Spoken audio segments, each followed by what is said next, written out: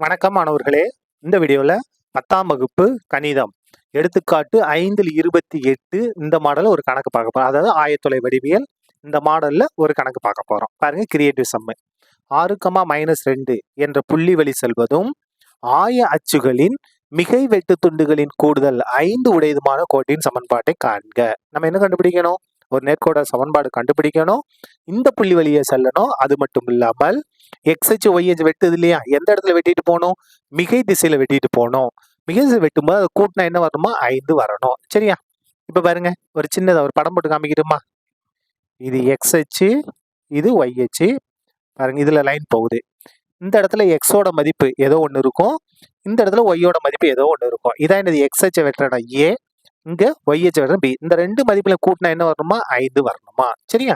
இப்ப பாருங்க, எக்ஸ் மற்றும் ஒய் வெட்டு துண்டுகள் முறையே ஏபின்னு எடுத்துக்கிட்டோம். இப்போ நமக்கு கணக்குல என்ன கொடுத்துருக்காங்கன்னா கூடுதல். கூடுதல் வந்து எவ்வளவு? 5. எதை கூட்டணும்? எக்ஸ் வெட்டு துண்டு ஏவையும் ஒய் வெட்டு துண்டு பியவும் கூட்டணும். எக்ஸ் வெட்டு துண்டை ஏன்னு எடுத்திருக்கோம், ஒய் வெட்டு துண்டை பின்னு எடுத்திருக்கோம். அது ரெண்டையும் கூட்டினா என்ன வரணுமா? 5 வரணும். a + b = 5.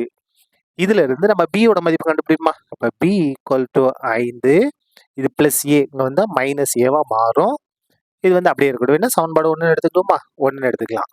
இப்ப பாருங்க, நமக்கு வெட்டு துண்டு வடிவம் ஃபார்முலா என்ன? வெட்டு துண்டு வடிவத்துக்கான ஃபார்முலா எழுதிருவோமா? எழுதாம நீங்க அப்படியே ஃபார்முலா மட்டும் கரெக்டா எழுதினாலே போதும். வெட்டு துண்டு வடிவம் என்ன? வெட்டு துண்டு வடிவம் ஃபார்முலா பாருங்க, x/a + y/b = 1. இதான் வெட்டு துண்டு வடிவம். அப்படியே மதிப்புல பிரதிடுங்க. x/a, ஏவை பத்தி எதுவும் இது பண்ணல, ஏவாவே இருக்கட்டும், பிளஸ் y/b. பாருங்க, பிக்கு பதில் என்ன மாத்தலாம்? 5 - a = 1. அப்படியே குறுக்கு பெருக்கல் எடுங்க, பகுதியை பெருக்குங்க. பகுதியை பெருக்கும் போது a × 5 - a குறுக்க பெருங்க. x 5 - a பெருக்கிறோம். அப்ப என்ன வரும் பாருங்க? 5 - a × x ரெண்டையும் பெருக்கியாச்சு. இதை முதல்ல எழுதி ரெண்டாவது எழுதியிருக்கேன். இது ரெண்டையும் பெருங்க. ஏவையும் ஒய்யும் பெருக்குனா ay = 1. இப்ப பாருங்க, இதை வலது பக்கம் கொண்டு போங்க. 5 - a × x + ay = பாருங்க, இது 1 இருக்கு. இதுங்க வந்து பெருக்கலாம் மாறுமா? அப்போ 1 எதுவும் பெருங்க என்ன வந்து எல்லாம் ஒரு எக்ஸ்ட்ரா எழுதிங்க. 1 பெருக்கல் a × 5 - a. இப்ப பாருங்க, 5 - a × x + ay இது பெருக்க என்ன வந்துடும்? a × 5 - a தான். 1 கொண்டு பெருங்க அதே தான் வரும். இதை வந்து நம்ம 2ன்னு எடுத்துக்கலாம். இப்ப பாருங்க, நம்ம a மற்றும் b யின் மதிப்புகளை கண்டுபிடிக்கணும். அதுக்கு தான் இதான் என்னது நமக்கு தேவையான சமன்பாடு. இது எதுல வந்து செல்கிறது? 6, -2 வழியே செல்கிறது.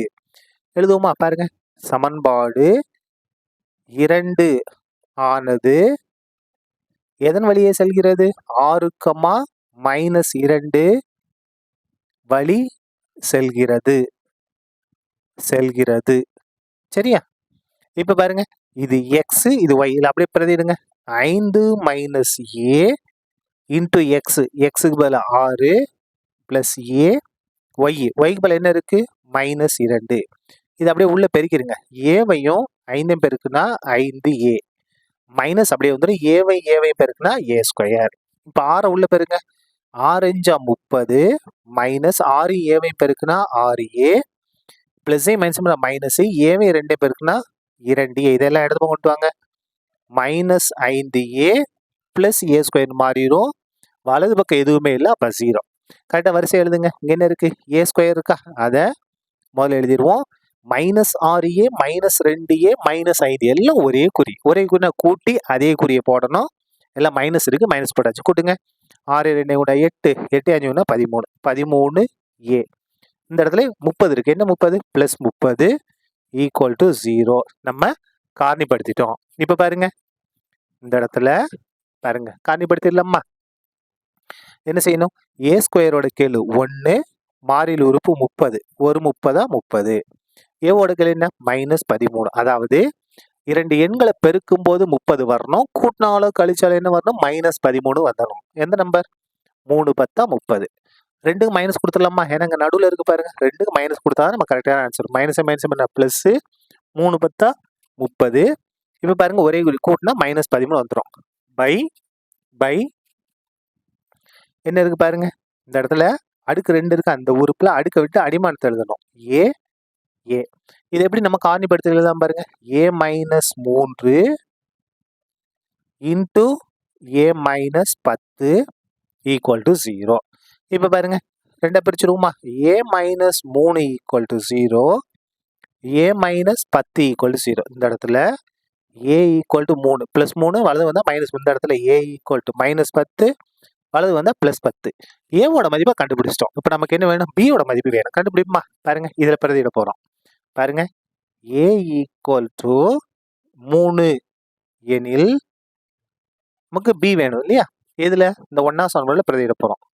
1ஆம் சமன்பாடுல பிரதியிட்டா நமக்கு என்ன வரும் பாருங்க, B ஈக்குவல் டு 5 மைனஸ் ஏக்கு பதிலாக 3. அப்போ பாருங்க 5ல் 2 கழிச்சா 5ல் 3 கழிச்சோம்னா 2. தேர்ஃபோர் ஏவோட மதிப்பு 3 அப்படின்னா பியோட மதிப்பு எத்தனை, 2. அப்போ பாருங்க இது ஒரு இது.